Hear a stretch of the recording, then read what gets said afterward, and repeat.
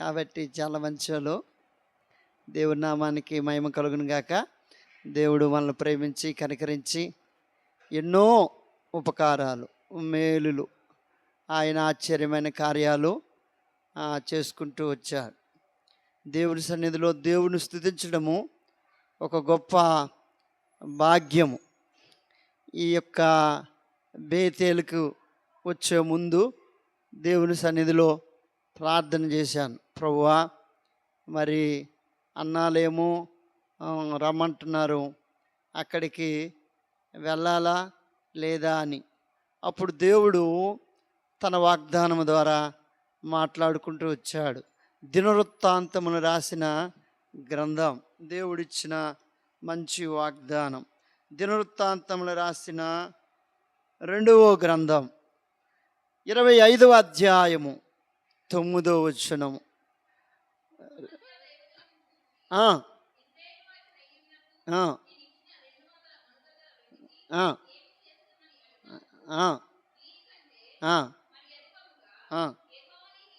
చాలు, దీనికంటే మరి అధికముగా యెహోవా నీకు ఇయ్యగలడు. వాగ్దానము. దేవుడు ఈ ప్రాంతానికి రావటానికి కొరకై దైవ సన్నిధిలో 2025వ సంవత్సరంలో ఏప్రిల్ మాసంలో దేవుని సన్నిధిలో ప్రార్థన చేస్తున్నప్పుడు దేవుడు మాట్లాడుకుంటూ వచ్చాడు. 2025 ఏప్రిల్ నెలలో దేవుడు మాట్లాడుతున్న మాట ఇది. దీనికంటే మరి అధికముగా యెహోవా నీకు ఇయ్యగలడు. ఆయన ఏదైనా చేయగలడు, అధికముగా ఆయన ఇయ్యగలడు. అప్పుడు దేవుని సన్నిధిలో దేవుని మాటను బట్టి నిర్ధారణ చేసుకొని ఈ పరిచర్యకి రావటానికి దేవుడు సహాయం చేసుకుంటూ వచ్చాడు. మరి ఈ పరిచర్యలో బేతేలుకు వచ్చి సుమారు 1 సంవత్సరము సంపూర్తి చేయబడ్డది. మరి ఏప్రిల్ నెల చివరి దినము ముగించేస్తే ఒక నూతనమైన సంవత్సరంలోనికి అడుగు పెడతాం. ఎంత గొప్ప సంగతి. కాబట్టి దేవుడు సంవత్సరం ఈ పరిచర్యని నడిపించుకుంటూ వచ్చాడు. నన్ను, నా బిడ్డల్ని, కుటుంబాన్ని పరిచర్యలో కూడా ఎన్నో అద్భుతాలు చేసుకుంటూ వచ్చాడు. ఎన్నో ఆశ్చర్యమైన కార్యాలు చేసుకుంటూ వచ్చాడు. పరిచర్య చాలా గొప్పది. ఈ పరిచర్యలో దేవుడు ఎన్నో మేలులు ఎన్నో విధాలుగా కాపాడుకుంటూ వచ్చాడు. ఈ పరిచర్య భాగంలోనే అదేవిధంగా అనేకమైన ప్రాంతాలు, ఆయా గ్రామాలకి వెళ్ళాము ఈ పరిచర్యని ఆధారం చేసుకొని. ఈ సంవత్సరంలోనే ఇప్పుడు దేవుని మహాకృపను బట్టి మరి కరకవలస తమ్ముడు పిలుపు నేను వెళ్ళి వస్తున్నప్పుడు ఆ ప్రాంతంలో మరి అజయ్ ఒక స్థలాన్ని చూపించినప్పుడు దైవ సన్నిధిలో ప్రార్థన చేశాం, ప్రభువా నీ చిత్తమేటని. ఆ తర్వాత ఆ స్థలము కలిగినట్టు వారు మేము ఈ స్థలము ఇవ్వమండి అని చెప్పారు. వాళ్ళు ఇవ్వకపోవడమే మనకు మంచిది. ఆ తర్వాత మరలా ప్రార్థన చేశాం. మా త్రోవన మేము వస్తున్నప్పుడు ఇంకో బ్రదర్ అన్నారు, ఇక్కడ ఒక స్థలం ఉందండి అని చెప్పేసి అజయ్ని తీసుకుని వచ్చి ఆ స్థలాన్ని చూపించారు. అప్పుడు దైవ సన్నిధిలో ప్రార్థన చేశాం, ప్రభువా స్థలము తీసుకోవాలంటే వాగ్దానం అనేది అవసరం నాయన, వాగ్దానం కొరకై కనిపెడుతున్నానని. అప్పుడు దేవుడు ఆ స్థలం కొరకై వాగ్దానాన్ని ఇచ్చాడు. దేవుని యొక్క మాటలు చదువుతున్నాను. యెహెజ్కేలు రాసిన గ్రంథం, దేవుని యొక్క మాటలు చదువుతున్నాను. దేవుడు వాగ్దానం ఇచ్చాడు ఆ స్థలం కొరకై.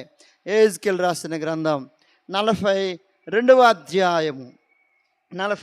అధ్యాయము మొదటి మాట, అతడు ఉత్తర మార్గముగా నన్ను నడిపించి బయట ఆవరణములోనికి నన్ను తోడుకొని వచ్చి ఖాళీ చోటునకు ఉత్తరమునున్న కట్టడమునకు ఎదురుగానున్న గదుల దగ్గర నన్ను నిలిపెను. ఆ స్థలం కూడా అలాగే ఉంటుంది కదన్నా.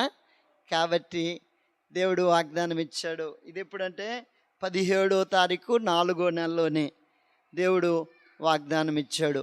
దేవుని వాగ్దానం పట్టుకొని, ప్రభువా వాగ్దానం అయితే ఇచ్చావు, చేతిలో డబ్బులు లేవు, అయితే దేవుని దగ్గర ఇంకొక షరతు పెట్టుకున్నాను. ఏంటనంటే, నేను మందిరానికి స్థలము అని అన్నప్పుడు ఆ ఆ మాట నేను చర్చిలో ప్రకటన చేసినప్పుడు, మందిరంలో ప్రకటన చేసినప్పుడు వాళ్ళు చెప్పాలి, అన్న నేను ఇస్తాను, నువ్వు తీసుకో అనని. మరలా నీకు ఎప్పుడైనా డబ్బులుంటే నువ్వు నాకు ఇవ్వాలి అనని దైవ సన్నిధిలో ప్రార్థన చేశాం. అలాగూ రాత్రి సంఘ ప్రార్థనకి వెళ్ళాము సంతోషపురంలో. ఇలాగ మందిరం స్థలం కొరకు ప్రయత్నం చేస్తున్నాము, ప్రార్థన చేయండి అనగానే, మందిరము స్థలము అనగానే సైమను ₹1,00,000 అలాగ తీసుకొని వచ్చి, ఇంటి నుండి తీసుకొని వచ్చి అలాగా ఇచ్చాడు. ఆ తర్వాత జాను బ్రదరు, ఆ తర్వాత సైమోను వాళ్ళ ఆవిడి బంగారపు తాడు అవన్నీ వేసి, అన్న ముందు స్థలం అనేది తీసుకోండి అని. సరే, ఇవి ఏకమయ్యాయి. రిజిస్ట్రేషన్ కొరకు ప్రార్థన చేశాం, ప్రభు సహాయపడాలి అని. అయితే రిజిస్ట్రేషన్ కొరకు ఈ దినము ఉదయాన్నే విజయ్ కుమార్ అన్న, మరి రిజిస్ట్రేషను ఉదయాన్నే మనం వెళ్ళాలి అని అంటే ఉదయాన్నే వెళ్ళాం. ఉదయాన్నే వెళ్ళి అన్నీ చక్కగా జరిగాయి. కానీ ఒక దగ్గర చాలా టైం పట్టింది. ఏంటనంటే, నా చేతులారా నేనే బ్యాగ్లోని నా యొక్క చెక్కు బుక్ పెట్టేశాను. ఈ చిన్నోడు ఆ బ్యాగ్ పట్టుకొని వెళ్ళిపోయాడు. సరే, ఈరోజు అవదేమో అని అనుకున్నాం, కానీ ప్రార్థన చేస్తున్నాం ప్రభువా అని. నిజంగా విజయ్ కుమార్ అన్న ఈరోజు ఎంత ఓపిక కలిగి ఉండాలని అంత ఓపిక వచ్చింది. ఎందుకని అంటే, అంత లేట్ అయితే ఆయన ఊరుకోడు, అది నా సంగతి నాకు బాగా తెలుసు. కానీ దేవుడే దాన్ని నేర్చేశాడు, సహనాన్ని ఇచ్చాడు. ఆ తర్వాత స్టీవెన్ అన్న కూడా మరి మాట్లాడడానికి లేదు. ఆ ముసలాయన చనిపోయాడని, మరి చనిపోతే మృతులు తమ మృతులను పాతి పెట్టుకుంటారు అని అలాగ. పిలుపు తమ్ముడు, వీళ్ళకి నిజంగా ఎంత సహనం ఇచ్చాడంటే దేవుడు. ఉదయము 10:30కి ప్రారంభమై 2:30 దాకా అలాగా కూర్చొని, పోనీ 2:30కి మరలా భోజనం చేసి మళ్ళా ఎలిసికలు మళ్ళా పని అవుతుందేమో అని అంటే, ఇంతలోని చిన్నోడు 5:10 నిమిషాలకు వచ్చాడు. 5:10 నిమిషాలు, 5:15 నిమిషాలకు ఆడు వచ్చాడు. అంతే. కాబట్టి దేవుడు గొప్ప కార్యం చేశాడు. ఈ ఏకం ఎందుకు చెప్తున్నాను అనంటే, ప్రార్థన ఎప్పుడు కూడా వృధా కాదు. దేవుడు మరి విజయ్ కుమార్ అన్నని వ్యక్తితో, సబ రిజిస్టర్ గారితో మాట్లాడినప్పుడు ఆయన కూడా అంత తగ్గించాడు. ఎంత తగ్గించాలో అంత తగ్గించాడు. నేను ఒక విధంగా చెప్పాలనంటే, మనం ఇచ్చింది 0 అని అనుకోవడమే. ఎందుకంటే అది పెద్ద విచిత్రము కాదని నేను అనుకుంటున్నాను. ఎందుకంటే ఎంత ఒక 25,000 20,000 దగ్గర అవ్వాల్సింది. అంత విజయ్ కుమార్ అన్నదుకు చూడగానే ఆయన బ్రదర్ లోనికి వచ్చా అని, నేను ఖాళీ కూర్చున్నాను, లాస్ట్లో ఖాళీ కూర్చున్నాను. అని చూశారు, అన్న లోన ఇట్రండి అని చెప్పేసాను అన్నారు. మాట్లాడారు, అన్న ఈ టైమే ప్రశాంతంగా అయిందన్న అని అన్నాడు. అంటే దేవుడికి తెలుసు అన్న ఎప్పుడు ఏ పని చేయాలనేది. కాబట్టి అన్నలకి, తమ్ముడికి, వీళ్ళందరికీ ప్రభువు నామమున నాకు వందనాలు తెలియజేస్తున్నాను. మా కొరకు ఎంతో ప్రయాసపడ్డారు సేవకుని కొరకాయ. దేవుని యొక్క ఒక మాటని మీకు చదివాను.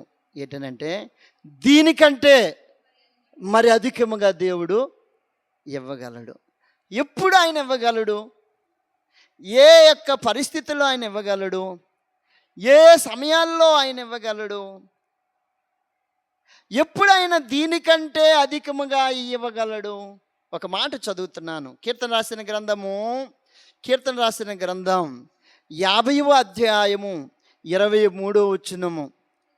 స్తుతియాగం అర్పించువాడు, నన్ను మహిమపరచువాడు, నేను వానికి దేవుని యొక్క రక్షణను కనపరిచినట్లు వాడు మార్గమును సిద్ధపరిచి.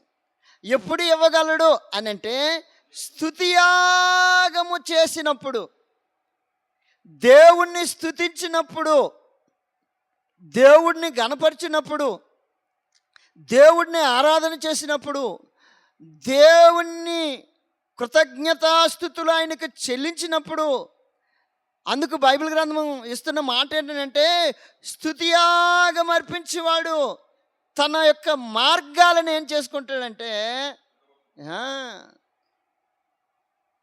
దేవుని స్తుతించినప్పుడు దేవుడు దీనికంటే మరి అధికముగా ఆయన ఏం చేయగలడు, ఇవ్వగలడు. స్తుతించటము మన ధర్మము. ఏ పరిస్థితుల్లో దేవుని స్తుతించాలా? బైబిల్ గ్రంథంలో దేవుని యొక్క మాటలు రాయబడిన మాట ఏంటంటే, తెస్సలోనికీయులకు రాసిన మొదటి పత్రిక 5వ అధ్యాయం 16వ వచనములో, ప్రతి విషయమందును, ఏ ఏ విషయాలట? ప్రతి విషయమందును, దేవా నన్ను నా బిడ్డల్ని ఈ ప్రాంతానికి తీసుకొని వచ్చి ఈ సంవత్సరం ఈ పరిచర్య వ్యవధిలో నువ్వు కాపాడుకుంటూ వచ్చావు. ఒక సంవత్సరము ముగించటానికి నువ్వు ఎంతగానో సహాయము పడ్డావు. అందుకు ఆయన అంటాడు, ప్రతి విషయమందును దేవునికి ఏం చేయాల? కృతజ్ఞతాస్తుతులు చెల్లించాలి. ఎందుకు చెల్లించాలి? దేవుని యొక్క మాటలు చదువుతున్నాను. 107వ కీర్తన మొదటి వచనం. ఎందుకు ఆయనకు కృతజ్ఞతాస్తుతులు చెల్లించాలంటే, యెహోవా దయాళుడు, ఆయనకు కృతజ్ఞతాస్తుతులు అంది. కారణం ఒకటి, ఆయన దయాళుడు, అందుకు ఆయనకు కృతజ్ఞతాస్తుతులు చెల్లించాలి. ఒకటి. 2, ఎందుకు ఆయనకు కృతజ్ఞతాస్తుతులు చెల్లించాలి అని అంటే, 75వ కీర్తన మొదటి వచనం. దేవా మేము నీకు కృతజ్ఞతాస్తుతులు చెల్లించుచున్నాము, నీవు సమీపముగా ఉన్నందుకు. అది ఎందుకు కృతజ్ఞతాస్తుతులు చెల్లిస్తున్నామనంటే, ఒకటి కారణం, నీవు దయగలిగినట్టి వాడువు, నీవు కనికరమ కలిగినట్టి వాడువు, నీవు ప్రేమ కలిగినట్టి వాడువు, నీవు కృప కలిగినట్టి వాడువు, నీవు కరుణ కలిగినట్టి వాడువు. అందుకు మేము నీకు కృతజ్ఞతాస్తుతులు చెల్లించుచున్నాము. ఒకటి. 2వ కారణం ఏమని అంటున్నాడంటే, నీవు సమీపముగా ఉన్నావు. నువ్వు ఎలాగున్నావు? సమీపముగా, దూరంగా ఉన్నట్టు వాడు కాదు, పిలిస్తేనే పలికినట్టు వాడు, అంతే. అడిగితే తిరిగి జవాబు ఇచ్చినట్టు వాడు, ఉత్తరం ఇచ్చినట్టు వాడువు. అందుకు దేవా మేము నీకు కృతజ్ఞతాస్తుతులు చెల్లించుచున్నాం. కారణం, నీవు మాకు ఎలాగున్నావు? సమీపముగా, మాకు దగ్గరగా ఉన్నావు.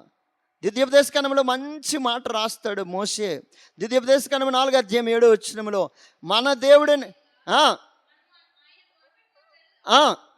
మన దేవుడని యెహోవా మనకు సమీపముగా ఉండినట్లు మరి ఏ దేవుడు ఏ గొప్ప జనమునకు ఆయన ఎట్లేడట? సమీపముగా లేడు. మన దేవుడే మనకు ఎలాగున్నాడు? అందుకు కృతజ్ఞతాస్తుతులు. దేవా మేము నీకు ఏం చేస్తున్నాము? కృతజ్ఞతాస్తుతులు చెల్లించుచున్నాం. కారణం ఒకటి, నీవు దయాళుడు. 2, నీవు మాకు ఎలాగున్నావంటే సమీపముగా ఉన్నట్టు వాడువు, మా పక్షాన్ని ఉన్నట్టు వాడువు, మాకు దగ్గరలో ఉన్నట్టు వాడువు, మమ్మల్ని ఆదుకున్నట్టు వాడువు, మమ్మల్ని ఆదరించినట్టు వాడువు, మాకు సమీపముగా ఉండి మా కన్నేటి పరిస్థితులను అన్నిట్లో కూడా వాటన్నిటిని తుడిచినట్టు వాడువు, మా శోధన బాధ బలహీనమైన పరిస్థితుల్లో నువ్వు మమ్మల్ని చెయ్యవిడివనట్టు వాడువు. కారణం నువ్వు మాకు ఎలాగున్నావంటే సమీపముగా ఉన్నావు. 107వ కీర్తన 15వ వచనంలో దావీదు 3వ కారణాన్ని చదువుతున్నాను. ఆయన కృపను బట్టి నరులకు ఆయన చేయు ఆశ్చర్య కార్యములను బట్టి వారు యెహోవాకు కృతజ్ఞతాస్తుతులు చెల్లించెదరు. ఎందుకు చెల్లించెదరు? మూడో కారణం, ఆయన ఆశ్చర్య కార్యాలు. ఆయన ఏ కార్యాలు? ఆశ్చర్యకార్యం. సీఎం గీతాల్లో మంచి పాట ఉంటుంది. ఎంత ఆశ్చర్యకరుడోయమ్మా, ఎంచలేమో మా యేసయ్యకు. ఆయన ఇటువంటి వాడట, ఆశ్చర్యకరుడు. ఆయన కార్యాలే ఎటువంటివి? ఆశ్చర్యమైనవి. ఎటువంటివి? ఆశ్చర్యమైనవి. నిజంగా అన్నీ ఒకవైపు సమకూర్చబడితే ఇంకొక వైపు ఒకటి కొరత వచ్చింది. ఒకటి ఏటి వచ్చింది? కొరత వచ్చింది. ఒకటి వాళ్ళకి ఇవ్వడానికి కొరత వచ్చింది. ఈ ఈ బలిపీఠం మీద నుండి చెప్తున్నాను. ఒకటి కొరత వచ్చినప్పుడు విజయ్ కుమార్ అన్నకు అడగొచ్చు కదా అని మనసు అడగలేదు. స్టీవెన్ అన్నకు అడగొచ్చు కదా అని మనసు చెప్పినా అడగలేదు. ఎందుకనంటే దేవుడు ఏదో ఒకటి చెయ్యాలి. ఆయన చేస్తేనే కదా వాగ్దానం ఏటవుతుంది? పరిపూర్ణమవుతుంది. అంటే దేవుడు వాళ్ళు మాట్లాడితే దేవుడు వాళ్ళతో మాట్లాడినట్లు. అన్న తర్వాత చేద్దాం ఇది అన్నీ నన్నే. ఒకటి కొరత వచ్చినప్పుడు అవతల వ్యక్తి ఏమన్నాడంటే, ఇది ఆఫ్ చేసేద్దాము అనే పరిస్థితికి ఒకవేళ వస్తే, పోతే పోయింది, ఆఫ్ చేసేద్దాం అనే స్టాండర్డ్కి నేను నిలబడ్డాను. కానీ అవతల వ్యక్తి ఏమన్నాడంటే నవ్వుకుంటూ, అన్న 4వ తారీఖు అని రాసి అన్న, ఎప్పుడు పడితే అప్పుడు. అందుకే దావీదు అంటాడు, నరులు నీ ఆశ్చర్య క్రియలను బట్టి నీకేటి చేస్తారు? కృతజ్ఞత స్థితిలో ఆశ్చర్యం. ఎంత ఆశ్చర్యం అని అంటే ఊహించుకోలేదు. ఏం చేయలేదు? ఇది ఊహించలే. ఇది ఎప్పుడు కూడా ప్రణాళిక వేయలే, ఊహించలేదు, ఎప్పుడు ప్రణాళిక చేయలేదు. అనుకున్న విధంగా దేవుడు దీన్ని ఏడు చేశాడు, అనుగ్రహించుకుంటూ వచ్చాడు. అందుకే నా అంటాడు దావీదు ఆ 107వ కీర్తన 15వ వచనంలో ఏమంటున్నాడు? నరులు ఆయన చేయు ఆశ్చర్య క్రియను బట్టి వారు యెహోవాకు ఏం చేస్తారు? కృతజ్ఞత. ఎందుకు కృతజ్ఞతాస్థుతులు చెల్లించదంటే, ఒకటి కారణం, నీవు దయాళుడువు. 2, నువ్వు సమీపముగా ఉన్నావు. 3, నీవు నరుల ఎడల చేసిన ఆశ్చర్య కార్యములను బట్టి వారు నీకు ఏం చేస్తారంటే కృతజ్ఞతాస్థుతులు చెల్లించెదరు. 4, దావీదు రాసిన కీర్తన భాగంలో 69వ కీర్తన రాసిన గ్రంథం 69వ అధ్యాయము, కీర్తన రాసిన గ్రంథం 69వ కీర్తనలో దావీదు మంచి మాట చెప్తాడు. 29:30 వచనం చదివినాన. 29 29:30 వచ్చిన.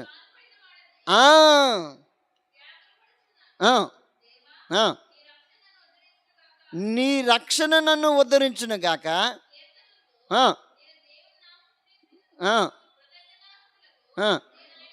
ఎందుకు? నీ రక్షణ నన్ను ఏం చేసింది? ఉద్ధరించి.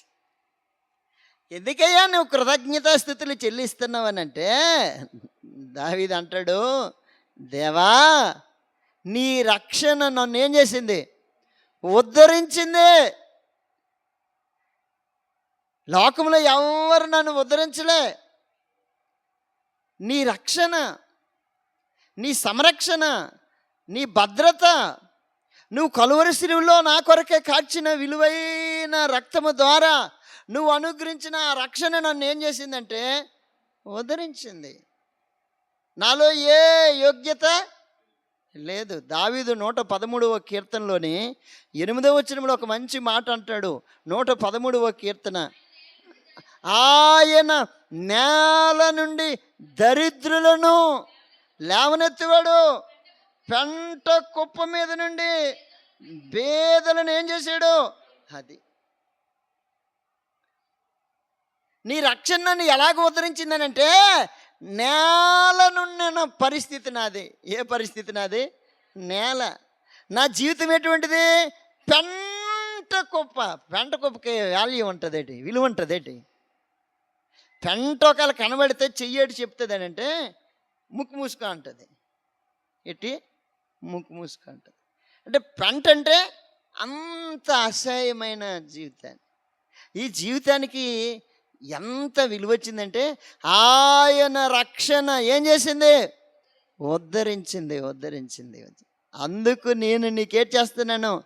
కృతజ్ఞతాస్తుతులు చెల్లిస్తున్నాను. దేవా, నీవిచ్చిన రక్షణ బట్టయ్యా.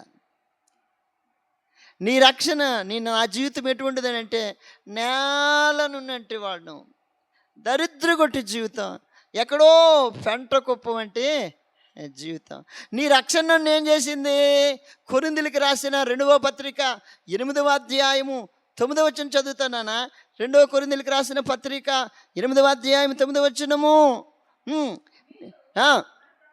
మన ప్రభువు అయిన యేసుక్రీస్తు కృపను ఎరుగుదురు కదా, ఆయన ధనవంతుడయుండి తన దారిద్ర్యము వలన ధనవంతులను కావాలని మీ నిమిత్తము ప్రభు ఏమైపోయాడు? దరిద్రుడైపోయాడు. ఎంత గొప్ప సంగతి! ఆయన రక్షణ ఎలాగ ఉద్ధరించిందని అంటే మన నిమిత్తము మన ప్రభు ఏమైపోయాడు? దరిద్రుడైపోయాడు. పెంట కుప్ప మీద ఉన్న ఈ దీనుడిని ఎవరు ప్రేమిస్తారు? ఎవరు ఆదరిస్తారు? ఎవరు శారదీస్తారు? ఎవరు కనికరిస్తారు? ఎవరు ఆ దీనుని ఎడల కృప చూపుతారు? ఎవరు ఆ వ్యక్తిని చేర్చుకుంటారు? బైబిల్ గ్రంథం సెలవిస్తున్న మాట ఏంటంటే, ఇదిగో మీరు మన ప్రభువు అయిన యేసుక్రీస్తు కృపను ఎరుగుదురు కదా, ఆయన ధనవంతుడయుండి మన నిమిత్తం ఏమైపోయాడు? దరిద్రుడైపోయాడు. కారణం మనలను రక్షించటానికి కొరకై, మనల్ని ఉద్ధరించడానికి కొరకై, మనలను ఆయన యొక్క రక్షణ మార్గములో నడపడానికి కొరకై ఆయన మన నిమిత్తం ఏమైపోయాడు? దరిద్రుడైపోయాడు. అందుకనే బ్రదర్స్ ఇందులో ఒక పాట పాడారు. ఎంత ఘోర పాపినైనా సరే యేసు ప్రభువు వారు ఏం చేయగలరు?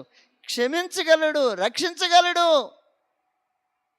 ఆయన దగ్గరికి వస్తే ఉద్ధరణ ఉంది, ఆదరణ ఉంది, రక్షణ ఉంది, సమాధానం ఉంది, నెమ్మది ఉంది, సంతోషం ఉంది, ఆనందం అనేది ఉంది. లోకంలో ఇంకెక్కడ లేదంటే ఎక్కడ లేదు. నువ్వు కూర్చున్న టీవీలోని ఆ చూసినంత వరకే ఆహాహా అని నవ్వుతావు. అది కట్టేసిన వెంటనే మరలా బాధలేక స్టార్ట్ అయ్యి జంక్షన్ దగ్గర ఈ యొక్క ఆటో జంక్షన్లో ఎప్పుడైనా మీరు చూసారు లేదో, ఆటో వాళ్ళకి టికెట్ లేకపోతే చక్కగా సెల్ల పట్టుకొని అటు నుండి ఇటు నుండి అటు అలాగే చూసుకొని ఆహాహా అని నవ్వుతుంది. సాయంకాలం వాడికి టికెట్లు దొరక్క ఇంటికి వచ్చాడనుకో, ఏరా ఎంత దిమ్ముగా ఉన్నామని అంటే, ఏటండి ఈ రోజాల్లో ఏం లేదు, బేరమే. అందుకు ప్రేమ కలిగిన దేవుడు, జీవం కలిగిన దేవుడు, కనికరం కలిగిన దేవుడు ప్రేమతో నిన్ను పిలుస్తూ ఉన్నాడు. ఎంత ఘోర పాపినైనా సరే ఆయన నేర్చేయగలడు, క్షమించగలడు, ఉద్ధరించగలడు, రక్షణ ఇవ్వగలడు, సంరక్షణ ఇవ్వగలడు, భద్రత ఇవ్వగలడు, పాపక్షమాపణ ఇవ్వగలడు, నెమ్మది ఇవ్వగలడు, సంతోషం ఇవ్వగలడు, ఆనందము ఇవ్వగలడు. అందుకని బ్రదర్స్ పాటలు పాడారు. లోకములో ఎవ్వరు ఇవ్వనిది, ఈ లోకములో అచ్చట దొరకనిది, లోకములో ఎవ్వరు ఇవ్వనిది, ఈ లోకములో ఎచ్చట దొరకనిది, శాంతి, నెమ్మది, సమాధానము, సంతోషానందము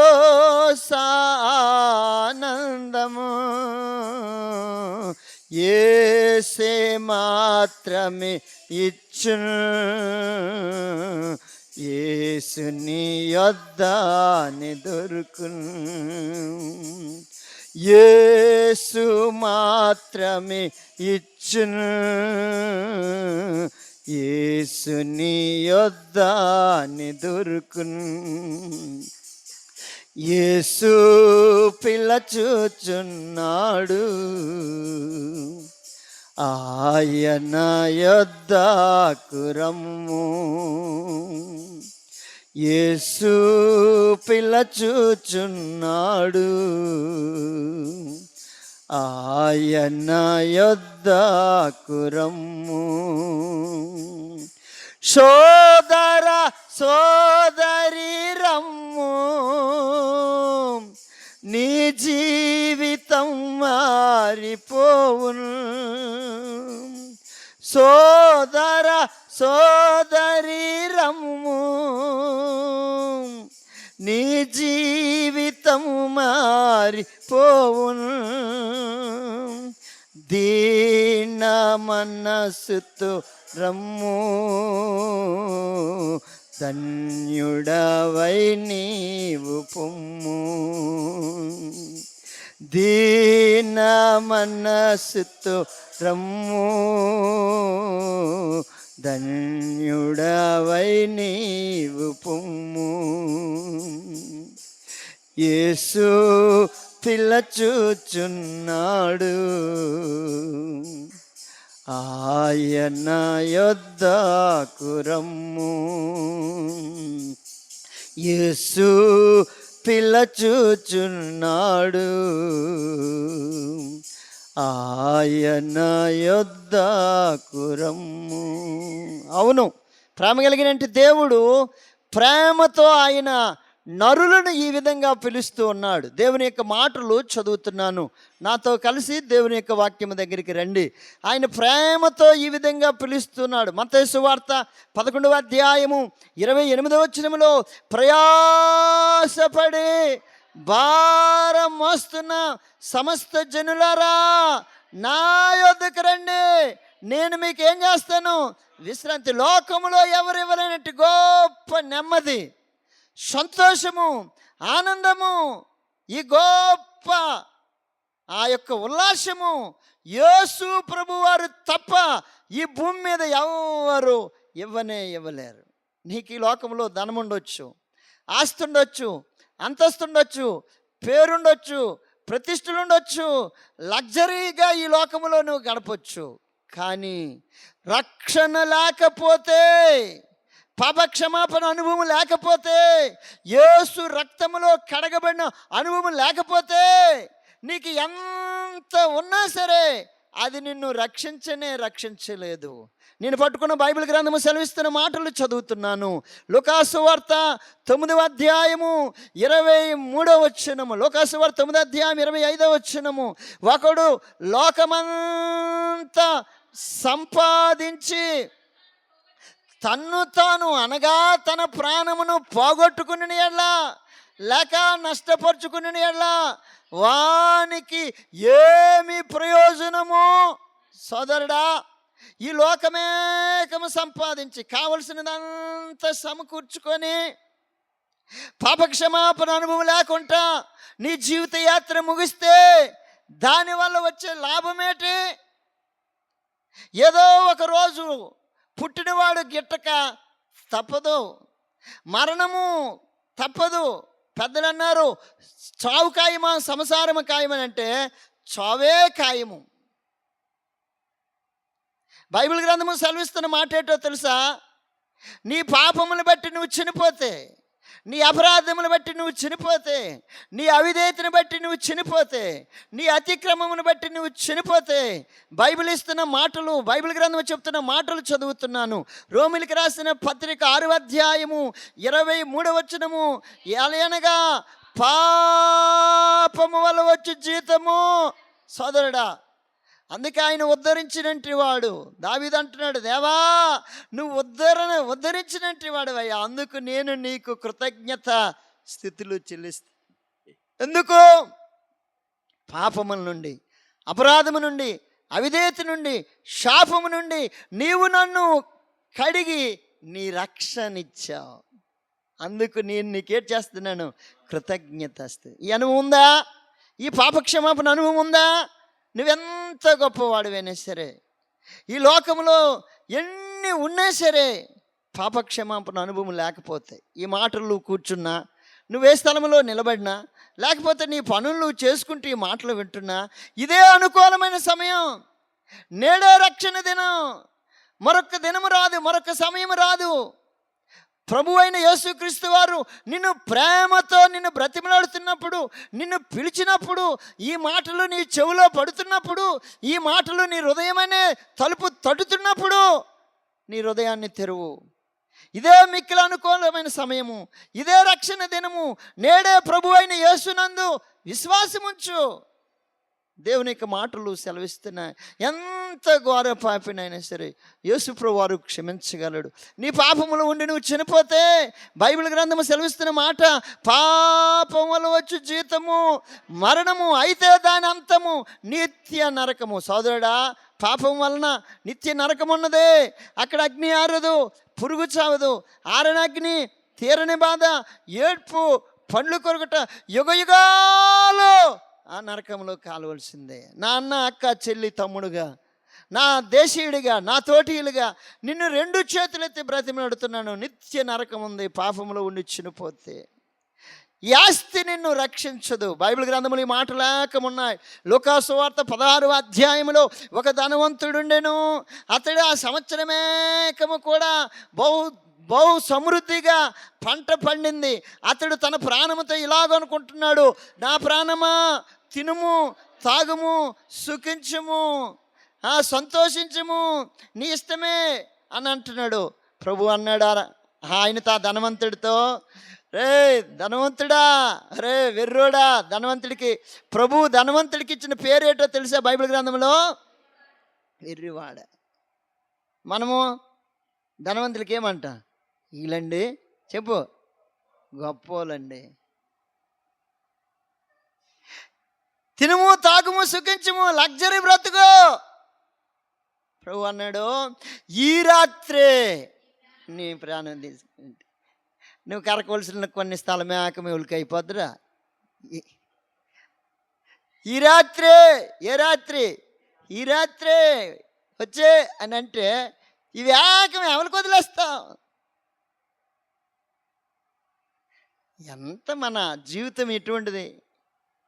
పాలరాతి పైన నీవు నడచిన గాని, పట్టు వస్త్రాలే నువ్వు తొడగిన గాని, అందనంత స్థితిలో నీవున్నా గాని, అందనము పైన కూర్చున్నా గాని, కన్ను మూయడము ఖాయం, నిన్ను మోయడం ఖాయం. కన్ను మూయడము ఖాయం, నిన్ను మోయడం ఖాయం. కలుసుకో యేసుని మిత్రమా, పాపాలు విడువనేస్తమా. పువ్వు లాంటిది జీవితం రాలిపోతుంది, గడ్డి లాంటిది జీవితం వాడిపోతుంది. పువ్వు లాంటిది జీవితం రాలిపోతుంది, గడ్డి లాంటిది జీవితం వాడిపోతుంది. ఏ దినమందైనా, ఏ క్షణమైనా రాలిపోతుంది నేస్తమా, వాడిపోతుంది మిత్రమా, రాలిపోతుంది నేస్తమా, వాడిపోతుంది మిత్రమా. ఎప్పుడు రాలిపోద్దో తెలియదు. మనము ఇచ్చిన వేకం అనుభవిస్తుంది, బట్ట కొట్టుకుంటుంది, చెప్పు, ఏసీ అనుభవిస్తుంది, తర్వాత ఆహారము అనుభవిస్తుంది, చూడటానికి అన్నీ చూస్తుంది. కానీ వెళ్ళిపోతున్నప్పుడు మాత్రం ఈ యొక్క ఆత్మ చెప్పకుండా వెళ్ళిపోద్ది. ఏం చేస్తుంది? చెప్పకుండా, అమ్మా కరకవలస రిజిస్ట్రేషన్ అయిపోయింది అని చెప్పడానికి కూడా అవకాశం ఉండదు. ఇదేట్రా వెళ్ళిపోద్దండి. అయితే ఎప్పుడు వెళ్ళిపోయినా సరే ఎలాగుండాలా? పాపక్షమాపణ అనుభవం కలిగి సిద్ధంగా ఉండాలి. అందుకు దావీదు అంటాడు, నీ రక్షణ నన్ను ఉద్ధరించింది, అందుకు నేను నీకు కృతజ్ఞతాస్థుతులు చెల్లిస్తున్నా. ఎందుకు కృతజ్ఞతాస్థుతులు చెల్లిస్తున్నా? ఒకటి కారణం చెప్పు. నీవు దయాళుడువు, అందుకు కృతజ్ఞతాస్థుతులు చెల్లిస్తున్నా. రెండో కారణము, నీవు సమీపముగా ఉన్నావు, అందుకు కృతజ్ఞతాస్థుతులు చెల్లిస్తున్నా. మూడో కారణం, నరుల ఎడల నువ్వు ఆశ్చర్యమైన కార్యాలు చేసావు, అందుకు కృతజ్ఞతాస్థుతులు చెల్లిస్తున్నా. నాలుగు, నీ రక్షణ నన్ను ఏం చేసింది? ఉద్ధరించింది, అందుకు కృతజ్ఞతాస్థుతులు చెల్లిస్తున్నాను. త్వరగా చదువుతా ఒక మాట. కీర్తన రాసిన గ్రంథం 138వ కీర్తనలో దావీదు మంచి మాట రాశాడు. 138వ కీర్తన 2వ వచనం చదువునాను. 138. నేను నమస్కారము చేయుచున్నాను నీ నామమంతటి కంటే, నీవిచ్చిన వాక్యమును నీవు గొప్ప చేయుదువు. నీ కృపా సత్యమును బట్టి నీ నామమునకు కృతజ్ఞతాస్థుతులు చెల్లించు. ఎందుకు? నీ కృపా సత్యము. కృపా సత్యము రెండు. సత్యము ఏం చెప్తుందో తెలుసా? పాపము చేసినట్టు వాడిని ఏం చేయాలి? శిక్షించాలా అంటుంది సత్యం. కృప అంటుంది మరొక తరుణం ఇవ్వు, మరొక తరుణం ఇవ్వు. సత్యము ఏం చెప్తుంది? సత్యం ఏం చెప్తుంది? రాళ్ళతో కొట్టి చంపాలి అంటుంది. కృప అంటుంది ఇంకొక అవకాశం ఇవ్వు, మారుతాడేమో. అందుకు బైబిల్ గ్రంథం సెలవిస్తున్న మాట ఏంటంటే, అయ్యా నీ కృపా సత్యం ఆ రెండు కలిసినప్పుడు నాకు మరొక తరుణం ఇచ్చేవయ్యా, నా కుటుంబానికి మరొక అవకాశం ఇచ్చేవయ్యా, నా బిడ్డలకు మరొక తరుణం ఇచ్చేవయ్యా. అందుని బట్టి నేను నీకేం చేస్తున్నాను? కృతజ్ఞత. ఎందుకు? నీ కృపా సత్యమును బట్టి. ఒకవేళ నీ కృప లేకపోతే, నీ కృప లేకపోతే, నా పాపమును బట్టి, నా విధేయతను బట్టి, నా దోషమును బట్టి నేనెప్పుడో ఏం చేయవలసినట్టు వాడిని శిక్షింపబలసినట్టు. నీ కృప, కేవలంగా నీ కృప నన్ను ఏం చేసిందనంటే, ఆ కృప నన్ను ఉద్ధరించింది, ఆదరించింది, చేరదీసింది, క్షమాపణ ఇచ్చింది, నీ యొక్క సన్నిధిలోనికి తీసుకుని వచ్చింది. ఆ కృపే నీ దగ్గర నన్ను ఏం చేసిందంటే నిలవబెట్టింది. అందుకు పౌలు అంటాడు, ప్రయాసపడింది నేను కాదు, నీ కృపయే ఏటి చేసింది? ప్రయాసపడ్డది. ప్రయాసపడింది ఎవరు కాదు? నేను కాదు. ఎవరు ప్రయాసపడ్డారు? నీ కృపే. ఈ సంవత్సరమల్లా నీ కృప నాకేమయ్యింది? తోడయింది. రండి, కొరింథీయులకు రాసిన పత్రికలో పౌలు ఒక మాట చెప్తాడు. ఒక మాట చదువుతున్నాను. కొరింథీయులకు రాసిన పత్రిక, అపోస్తలుడైన పౌలు కొరింథీయులకు రాసిన పత్రికలో మంచి మాట చెప్తాడు. కొరింథీయులకు రాసిన పత్రిక, కొరింథీయులకు రాసిన 2వ పత్రిక 12వ అధ్యాయము, 2వ పత్రిక 12వ అధ్యాయము 9వ వచనం చదువు నాన్న. నా కృప నీకు చాలును, బలహీనత యందు నా శక్తి పరిపూర్ణమగుచున్నదని నాతో చెప్పెను.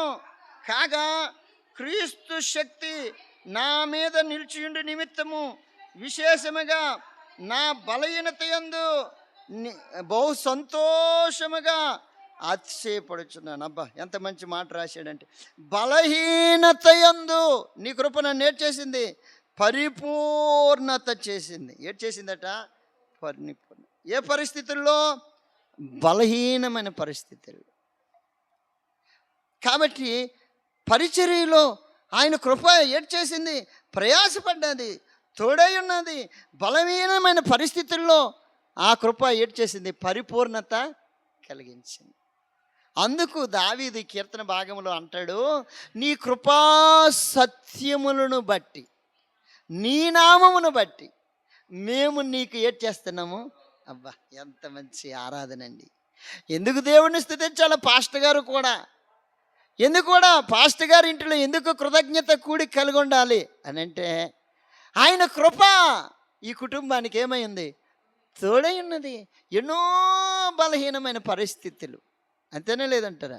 చాలా ఈ సంవత్సరంలో చాలా ఒడిదుడుకులు, పిల్లల జీవితాలు, కుటుంబ జీవితాలు, ఎన్నో శరీర సంబంధమైన ఎన్నో బలహీనతలు. ఆ బలహీనతల్లో మరణానికి అప్పగించలేదు. సజీవుల లిస్టులో నుండి ఈ పేరు లేట్ చేయలేదు, తుడిచివేయలేదు, కొట్టివేయలేదు, ఆయన నెట్టివేయలేదు. అందుకనే దావీదు 103వ కీర్తన 11 వచ్చిన మంచి మాట అంటాడు, నా పాపమును బట్టి నాకు ప్రతీకారం చేయలేదు. 11 వచ్చిన, నా దోషమును బట్టి నాకు ఏటి చేయలేదు, ప్రతిఫలము ఇలా. అలాగే ఒకవేళ పనిష్మెంట్ ఇస్తే ఎప్పుడో ఈ జీవితం ఏమైపోను, ముగించవలసిందే. కానీ కేవలంగా ఆయన యొక్క కృప, ఆయన కృపా కనికరము కలిగిన దేవుడు గట్టి ఆ కృపను బట్టి ఆయన ఏం చేశాడు, జ్ఞాపకం చేసుకున్నాడు, కనికరించాడు, కృప చూపించాడు. ఆయన కృపే. అందుకు పౌలు అంటాడు, నేను ఏమై ఉన్నాను చెప్పు, ఆయన కృప వలన మాత్రమే అయ్యున్నాను. ఇక నేను ప్రయాసపడింది నేను కాదు, ఆయన కృప నన్ను బలపరిచింది, ఆయన కృప నన్ను నిలబెట్టింది, ఆయన కృప నన్ను ధైర్యపరిచింది, ఆయన కృప నా బలహీనమైన సమయాల్లో నాకేం చేసింది, పరిపూర్ణత ఇచ్చింది, ధైర్యాన్ని ఇచ్చింది. ఆయన కృప నన్ను బలవంతుడిగా చేసింది. తిమోతికి పౌలు అదే అంటాడు, తిమోతికి రాసిన 1వ పత్రిక 2వ అధ్యాయం 1వ వచనంలో, క్రీస్తు యేసున్న కృప చేత నీవు బలవంతుడువు కమ్ము. తిమోతికి రాసిన 2వ పత్రిక, కృపచేత బలవంతుడువు కమ్ము. ఆయన కృపచేత మాత్రమే. బలం ఎలా దొరుకుతుంది? ఆయన కృప, కేవలంగా ఆయన కృప. ఒకరు నిలవబడాలన్నా, ఒకరు పడిపోవాలన్నా, ఒకళ్ళు హెచ్చింపబడాలన్నా, ఒకళ్ళు తగ్గాలన్నా ఆయన ఏం చేస్తాడు? కృప చూపేవాడు ఆయన, దయ చూపేవాడు ఆయన, కనికరించేవాడు ఆయన, కరుణించేవాడు ఆయన, జాలిపడేవాడు ఆయన. నేను ఎవరిని కరుణింతును, వారినే కరుణిస్తాను. నేను ఒకరిని ప్రేమించితిని, ఇంకొకరిని ఏం చేశాను, ద్వేషించాను. రోమిలికి రాసిన పత్రిక పౌలు మంచి మాటలు చెప్తున్నాడు. రోమిలికి రాసిన పత్రిక దేవుని యొక్క మాటలు చదువుతున్నాను. రోమిలికి రాసిన పత్రిక 9వ అధ్యాయము, రోమిలికి రాసిన పత్రిక 9వ అధ్యాయము 13వ వచనము, 9వ అధ్యాయం 10. ఇందును గూర్చి నేను యాకోబును ప్రేమించాను. ఎవరిని ప్రేమించాను? నేను యాకోబును ప్రేమించాను. యాకోబు ఏమని మంచోడు అంటావా? కాదు. యాకోబును ప్రేమించాను, యాషావును ద్వేషించాను.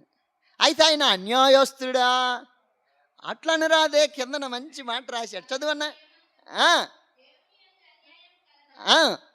అలాగనకూడదు. అదేంటి నాన్న, ఒకరిని ప్రేమించి ఒకరిని ద్వేషించాడు దేవుడు, అలాగ అనకూడదా? ఆయన అన్యాయస్తుడా అట్లనే రాదే అంటున్నాడు పౌలు. నేను యాకోబును ప్రేమించాను, కారణం వంకర బుద్ధి, మంచి బుద్ధి కాదు. కేవలంగా ఆయన కృప వలన మాత్రమే ఈయన ఏమయ్యాడు, మారాడు. ఆయన కృప వలన మాత్రమే ఏం చేయబడ్డాడు, ఆశీర్వదింపబడ్డాడు.